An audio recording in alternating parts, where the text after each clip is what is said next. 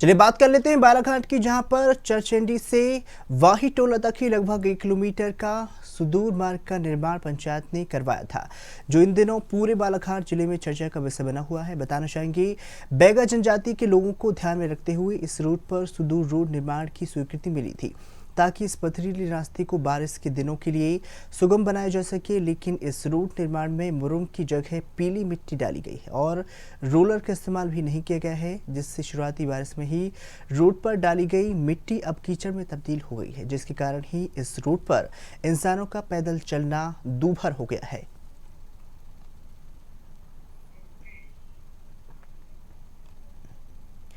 तो आपको बताना चाहेंगे, बालाघाट से खबर है, जहां पर चरचेड़ी से ही बाहीटोला में लगभग 1 किलोमीटर की ही सुदूर मार्ग का निर्माण करवाया गया है, जहां पर इन दिनों पूरे बालाघाट में उसकी चर्चा हो रही है। बताना चाहेंगे, बैगा जनजाति के लोगों को ध्यान में रखते हुए इस रोड को सुदूर रोड निर्माण की स्वीकृति मिली थी, ताकि इस पथरीले रास्ते को बारिश के दिनों के लिए सुगम बनाया जा सके। लेकिन इस रोड निर्माण में मुरुम की जगह पीली मिट्टी डाली गई।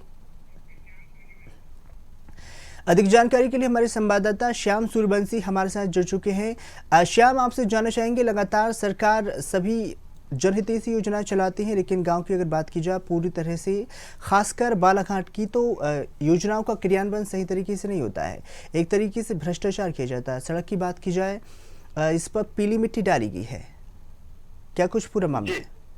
जी यस जी, आपको बता दें कि अगर ग्रामीण क्षेत्र की बात करें तो क्योंकि बालाघाट जिले का आदिवासी बाहुल्य क्षेत्र कहलाता है बैयर बिरसा, और यहाँ पे जितने भी निर्माण कार्य होते हैं तो अधिकतर उन निर्माण कार्यों में भ्रष्टाचार होना लाजिमी दिखाई देता है यहाँ पे, क्योंकि इससे पहले भी ऐसी शिकायतें होती है, लेकिन उस पर सुधार आने की बजाय भ्रष्टाचार निरंतर बढ़ते गया है। और यही कारण है कि ग्रामीण क्षेत्रों के रोडों को दुरुस्त करने के लिए सुदूर रोड योजना जरूर आती है, उस पर लाखों रुपए खर्चे भी किए जाते हैं, लेकिन मुरुम के नाम पर मिट्टी डाल दी जाती है और कहीं ना कहीं जो पहली बारिश होती है उस पर पूरा कीचड़ मच जाता है। और यही कारण है कि यहाँ पे बालाघाट की जो तस्वीरें आती है, कई बार देखने को मिलता है कि मरीजों को खाट पर ले जाया जाता है, और ऐसी स्थिति अब यहाँ पे हर्रा जो पंचायत है, इस पंचायत में भी यही स्थिति बन रही कि अगर अब उस रोडों पर ध्यान नहीं दिया गया तो जब मरीज वहां से निकालने के लिए खाट पर ले जाया जाएगा, क्योंकि वहां तक की एम्बुलेंस नहीं पहुंच पाएगी।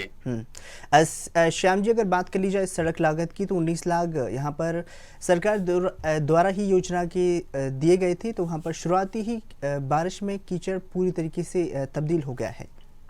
जी, अगर सीधी सी बात है कि अगर जब मिट्टी डाली जाएगी तो बारिश होने पर कीचड़ मचना लाजमी है, लेकिन सबसे बड़ी बात यह है कि यहाँ पर इंजीनियरों ने भी काम किया है।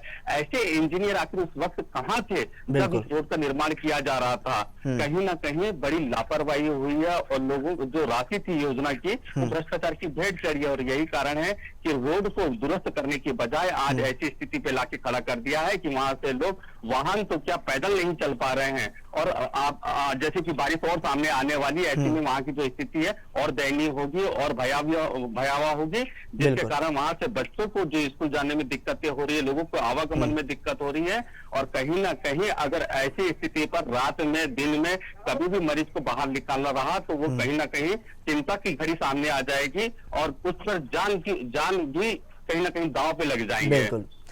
श्याम जी, बहुत बहुत धन्यवाद इस खबर पर ज़्यादा जानकारी साझा करने के लिए। आपसे और भी अपडेट हम इस खबर पर लेते रहेंगे। तो बताना चाहेंगे, शुरुआती बारिश में ही रोड कीचड़ में तब्दील हो गई है। भारी भ्रष्टाचार यहाँ पर देखने को मिला है।